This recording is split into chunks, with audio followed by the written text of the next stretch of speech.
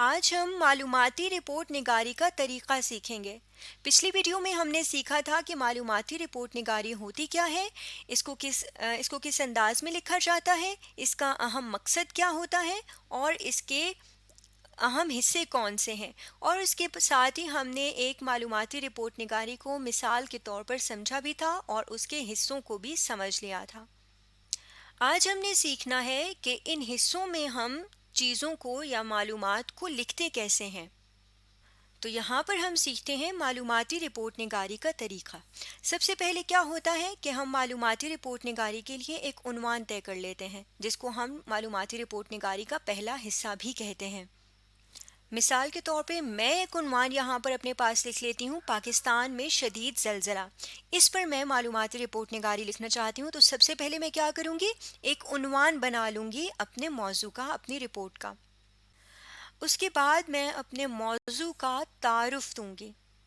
اور تعارف میں کیسے دوں گی کہ میں سب سے پہلے کوئی ایسا جملہ لکھوں گی جس سے پڑھنے والا میری رپورٹ کی طرف متوجہ ہو جائے، یعنی میں پڑھنے والے کو اپنی رپورٹ کی طرف توجہ دلاؤں گی۔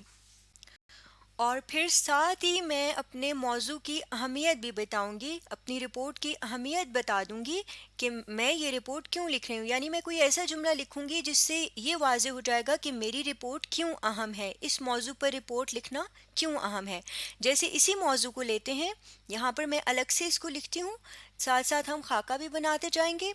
جیسے یہاں پر میں نے لکھا ہے پاکستان میں شدید زلزلہ۔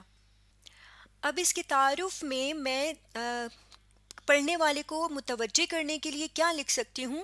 کہ میں پاکستان میں جس شدید زلزلے کی بات کر رہی ہوں، میں سب سے پہلے یہ بتا دوں گی کہ وہ کب آیا تھا اور کہاں آیا تھا۔ جیسے اگر میں لکھوں توجہ دلانے کے لیے کہ 8 اکتوبر 2005 کو پاکستان میں شدید زلزلہ آیا تھا، تو اس سے پڑھنے والا میری رپورٹ کی طرف متوجہ ہوگا اور وہ پڑھے گا کہ یہ زلزلہ اتنا شدید جب 8 اکتوبر 2005 میں آیا تو پھر کیا ہوا۔ اور پھر توجہ دلانے کے بعد اگر میں اہمیت کے لیے، یعنی میں اسی زلزلے کے بارے میں کیوں بات کر رہی ہوں، میں یہ بتا دوں یہاں پر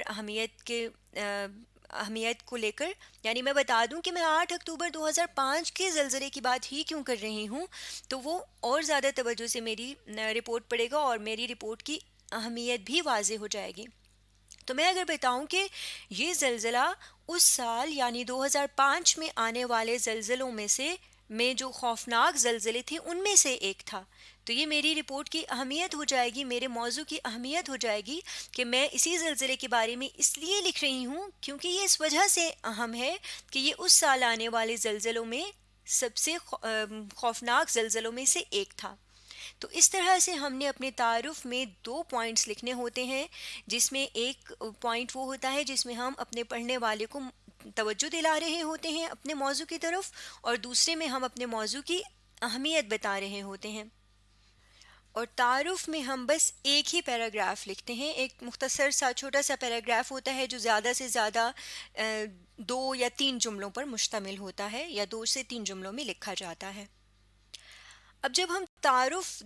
دے لیتے ہیں اپنے عنوان کا، تو اس کے بعد تیسرا حصہ کون سا آتا ہے؟ عنوان اور تعارف کے بعد تیسرا حصہ ہوتا ہے رپورٹ کا ضروری تفصیل۔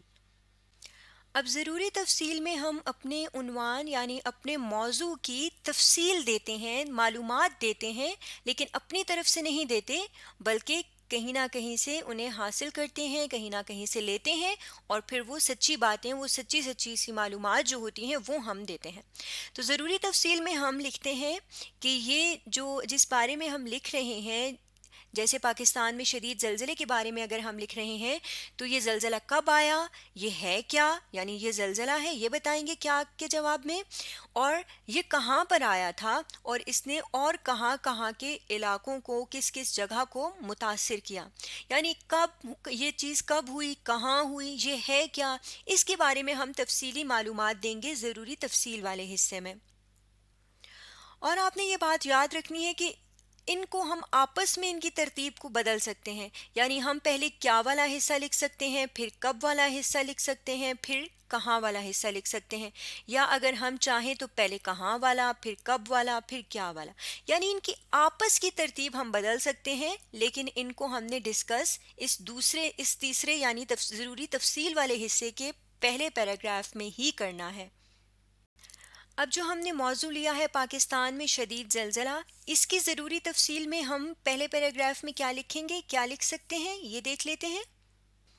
یہاں پر نیچے جگہ تھوڑی کم تھی تو میں نے اس کو سائڈ پر ایڈجسٹ کر لیا ہے۔ اس کی ضروری تفصیل میں ہم کیا چیزیں اس طرح سے لکھ سکتے ہیں، مزید کیا چیزیں شامل کر سکتے ہیں، اس کو ہم اگلے صفحے پر لے جاتے ہیں۔ یہاں پہ ہم ہنٹس لکھ لیتے ہیں کہ ہم بنیادی متن میں اپنا جو موضوع ہم نے لیا ہے اس میں ہم کیا چیزیں لکھ سکتے ہیں۔ تو سب سے پہلے اگر میں کب والی چیز بتاؤں،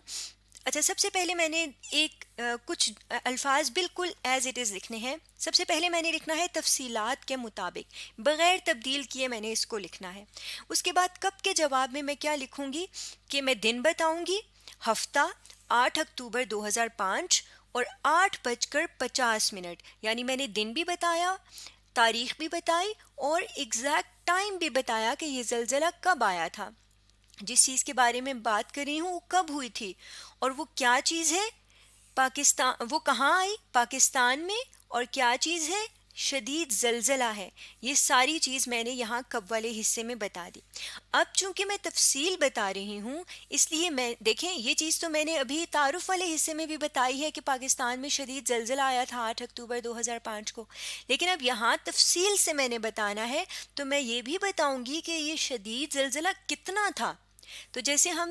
بخار وغیرہ ماپنے کے لیے تھرمامیٹر استعمال کرتے ہیں نا، تو زلزلہ ناپنے کے لیے استعمال ہوتا ہے ایک آلہ، ایک مشین، ایک سکیل جسے ہم کہتے ہیں ریکٹر سکیل۔ تو یہاں پر میں ریکٹر سکیل پر جو اس زلزلے کی شدت نوٹ کی گئی تھی وہ لکھوں گی کہ ریکٹر سکیل پر اس کی شدت 7.6 تھی، یعنی یہ میں نے ہنٹ لکھ لیا کہ میں یہ بھی اپنے اس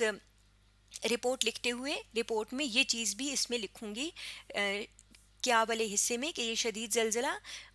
اس کی شدت کیا تھی، اور پھر میں یہ اور کہاں کے جواب میں یہ بھی بتاؤں گی کہ پاکستان کے علاوہ اس نے کن علاقوں کو متاثر کیا، یعنی پاکستان کے کچھ قریبی ممالک انڈیا اور افغانستان کے کچھ علاقوں میں بھی یہی زلزلہ اسی زلزلے نے کچھ علاقوں کو متاثر کیا تھا، انڈیا اور افغانستان کے کچھ علاقوں کو۔ تو یہ چیز بھی میں کہاں کے جواب میں تفصیل میں پہلے حصے میں بتا دوں گی، ضروری تفصیل والے پہلے حصے میں۔ یہاں پر میں نے تھوڑی سی غلطی تھی اس کو میں نے صحیح کر لیا ہے، ضروری تفصیل کے پہلے حصے میں نے یہ لکھنا ہے، اور اس کے لیے میں تقریباً ایک پیراگراف ہی لکھوں گی۔ تو تفصیل کے پہلے حصے میں ہم نے ایک پیراگراف لکھنا ہوتا ہے، اس میں ہم نے کیا کیا لکھنا ہوتا ہے یہ تو ہم نے سیکھ لیا۔ اب تفصیل میں ٹوٹل ہم 2 یا 3 پیراگراف لکھتے ہیں۔ اب یہ تو ہو گیا ایک پیراگراف۔ اب دوسرے پیراگراف میں ہم کیا لکھیں گے کہ یہ جتنی بھی معلومات ہمیں ملی ہیں یہ ہمیں کس نے دی ہیں، یا یہ معلومات ہمیں کس سے ملی ہیں، اور پھر جیسے اگر ہم پاکستان میں شدید زلزلے کے بارے میں معلومات لکھ رہے ہیں تو ہمیں یہ کس نے دی ہیں، ہمیں یہ کہاں سے پتہ چلی ہیں، یہ چیز ہم بتائیں گے۔ اور پھر جیسے ہم اگر پاکستان میں شدید زلزلے کے بارے میں بات کر رہے ہیں تو یہ زلزلہ اس زلزلے میں کتنا نقصان ہوا، اور پھر یہ زلزلہ کیوں آیا یہ بھی ہم لکھ سکتے ہیں، لیکن زلزلہ عموماً ایک ہی وجہ سے آتا ہے جب زمین کے نیچے پلیٹیں آپس میں ٹکراتی ہیں، تو اس لیے یہاں پر یہ کیوں والا سوال اگر ہم نہیں بھی لکھیں گے اس ٹاپک میں تو کوئی حرج نہیں ہوگا،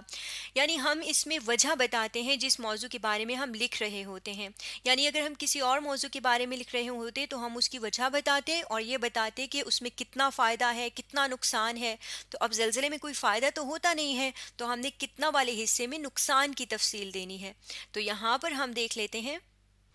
کہ ضروری تفصیل کے اس حصے میں ہم زلزلے والے ٹاپک کو لے کر یا موضوع کو لے کر کیا کچھ لکھ سکتے ہیں، اس کو بھی ہم ایک علیحدہ صفحے پر سمجھ لیتے ہیں۔ تو یہاں پر تو سب سے پہلے ہم نے یہ بتانا ہے کہ یہ معلومات ہمیں کس نے دی ہیں۔ تو زلزلے کے بارے میں ہمیں سرکاری اور غیر سرکاری ذرائع سے معلومات ملتی ہیں، یعنی جیسے سرکاری ٹی وی چینلز ہوتے ہیں، اخباریں ہوتی ہیں، یا غیر سرکاری یعنی پرائیویٹ اخباریں ہوتی ہیں یا نیوز چینلز ہوتے ہیں، تو یہاں سے ہمیں اس طرح کی خبریں ملتی ہیں۔ تو ہم نے یہاں یہی بتانا ہے کہ ہمیں سرکاری اور غیر سرکاری ذرائع سے یہ معلومات ملی ہیں، اور کتنا نقصان ہوا ہے یہ ہم لکھیں گے۔ اچھا، میں یہاں سے یہ کیوں والا حصہ ریموو کر دیتی ہوں، کیونکہ ابھی ہم نے سیکھا تھا کہ ہم یہاں پر کیوں والا حصہ ڈسکس نہیں کریں گے، کیونکہ زلزلے کی عموماً ایک ہی وجہ ہوتی ہے اور اس کو بتانے کی ضرورت نہیں ہے۔ تو یہاں پر ہم دو چیزیں بتائیں گے کہ ہمیں کس نے بتایا اور کتنا نقصان ہوا۔ تو نقصان کتنا ہوا، ہمیں یہ پتہ چلا کہ 88,000 لوگ اس میں مر گئے۔ تو یہاں پر میں لکھ لیتی ہوں 88,000 اموات ہوئیں، اموات موت کی جمع ہے۔ اب میں ہنٹ لکھ رہی ہوں تو اس لیے میں ذرا شارٹ لکھوں گی۔ اب مجھے مزید یہ پتہ چلا ہے سرکاری اور غیر سرکاری ذرائع سے، جب میں نے ریسرچ کی تو مجھے یہ پتہ چلا کہ ان 88,000 اموات میں 12,000 طلباء تھے اور 1,500 اساتذہ تھے۔ تو میں نے یہ تفصیل بھی لکھ دی کہ مجھے یہ بھی پتہ چلا ہے۔ اب زلزلے میں اور کیا ہوتا ہے، ایک تو لوگ مرتے ہیں، دوسرا لوگ زخمی بھی ہوتے ہیں۔ تو یہاں پہ مجھے سرکاری اور غیر سرکاری ذرائع سے یہ پتہ چلا کہ کتنے لوگ زخمی ہیں، 70,000 سے زیادہ زخمی ہیں۔ اور اس کے علاوہ کیا ہوتا ہے کہ گھر بھی تباہ ہو جاتے ہیں، گھر بھی گر جاتے ہیں۔ تو میں یہ بتاؤں گی کہ کتنے لوگوں کے گھر گر گئے جو مجھے سرکاری اور غیر سرکاری ذرائع نے بتایا۔ تو 5 لاکھ لوگوں کے گھر تباہ ہوئے، مجھے یہ معلوم ہوا۔ اور اس کے علاوہ زلزلے میں کیا ہوتا ہے، سڑکیں اور پل بھی تباہ ہو جاتے ہیں۔ تو مجھے یہ معلومات ملی کہ سڑکیں اور پل بھی تباہ ہوئے ہیں، بہت ساری سڑکیں اور بہت سارے پل بھی تباہ ہوئے ہیں۔ اس کے علاوہ اقوام متحدہ ایک ادارہ ہے، عالمی سطح پر ایک ادارہ ہے جو اس طرح کے چیزوں کو، جو بھی کچھ ہو رہا ہوتا ہے ملکوں میں، وہ ان چیزوں کو دیکھتا ہے۔ اگر کوئی نقصان ہوتا ہے، کوئی فائدہ ہوتا ہے، تو وہ ان چیزوں کو دیکھتا ہے، ان چیزوں کی دیکھ بھال کرتا ہے۔ تو یہاں پر مجھے اقوام متحدہ سے یہ بات پتہ چلی، انہوں نے جو رپورٹ جاری کی کہ پاکستان میں جو زلزلہ آیا اس میں پاکستان کو 400 ارب روپے کا نقصان ہوا۔ تو یہاں پر بھی میں نے بتایا کہ مجھے یہ والی بات کہاں سے پتہ چلی، کس نے بتائی۔ اس کے لیے بھی میں ایک پیراگراف لکھوں گی۔ تو اس طرح سے ایک پیراگراف ہم نے اس کے لیے لکھ دیا۔ اب ہم آخری حصے کی طرف چلتے ہیں، اور آخری حصے کو ہم کیا کہتے ہیں، اختتام۔ تو اس حصے میں بتا دوں گی کہ جو کچھ بھی ہوا، یعنی جیسے ہم پاکستان میں شدید زلزلے کی بات کر رہے ہیں، تو اس شدید زلزلہ آنے کے بعد کیسی صورتحال ہوئی، بعد میں کیسا ہوا، کیا ہوا۔ تو یہاں پہ پاکستان میں شدید زلزلہ آیا اور اس زلزلے کے بعد کیا صورتحال ہوئی، کیسی صورتحال بنی، کیسے اس ساری صورتحال کو سنبھالا گیا۔ تو یہاں پر سب سے پہلا نقطہ اگر میں لکھ لوں اپنے پاس کہ جیسے ہی زلزلہ ختم ہوا فوراً ہی بحالی کا کام شروع کر دیا گیا، یعنی زلزلے میں جتنا بھی نقصان ہوا تھا اس کو بھرنے کے لیے کوششیں شروع کر دی گئیں، اور اس سلسلے میں دنیا بھر سے امداد بھی وصول کی گئی۔ اور اس کے علاوہ پاکستان میں جن علاقوں میں زلزلے سے نقصان نہیں ہوا تھا وہاں کے لوگوں سے مدد کی بھی اپیل کی گئی۔ تو اس طرح یہ 3 چیزیں کیسے کے جواب میں، یعنی صورتحال کو کیسے سنبھالا گیا زلزلے کے بعد، یہ چیزیں میں آخری حصے میں ڈسکس کر لوں گی اور آخر میں رپورٹر کا نام لکھ دوں گی۔ تو اس طرح سے ہم نے رپورٹ نگاری کیسے لکھی جاتی ہے، اس کا کیا طریقہ ہے، اس کو سامنے رکھتے ہوئے ایک عنوان پر رپورٹ لکھنے کے لیے ہم نے ایک خاکہ تیار کر لیا ہے۔ اگلی ویڈیو میں ہم اسی خاکے کو دیکھتے ہوئے ایک رپورٹ بھی لکھیں گے۔ آج ہم نے معلوماتی رپورٹ نگاری کا طریقہ سیکھا ہے۔